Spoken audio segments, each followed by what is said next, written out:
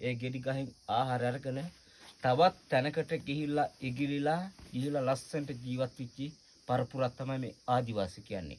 හැබැයි අද වෙනකොට අර කුරුල්ලෙක් අල්ලගෙන හිර කූඩුවකට දාගෙන හිර කරගෙන ඉන්නවා වගේ තමයි මේ ආදිවාසී සංස්කෘතියට විලා තියෙන්නේ. ඉතින් කිසිම නිදහසක් නැහැ. කැලේ බැද්දට යන්න ගිහිල්ලා බෑ.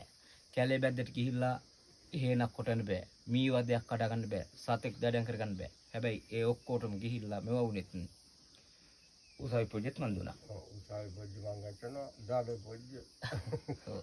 ඉතින් ඒ හින්දා තමයි අපේ මහත්තයා ඇත්තම කතාව කිව්වේ අදට අද වේල හෙට වේල ඒ තියෙනකම් කමන්නේ කියලා අර තියෙන ඔය මොනවාම හරි දෙයක් දීලා විකුණලා කාලා ඒකෙන් අපි සතුට වෙනවා කියන එක තමයි ඒ හිතාගෙන ඔය කැලේ බැද්ද යන්නේ නැතු ජීවත් වෙලා ඉන්නේ.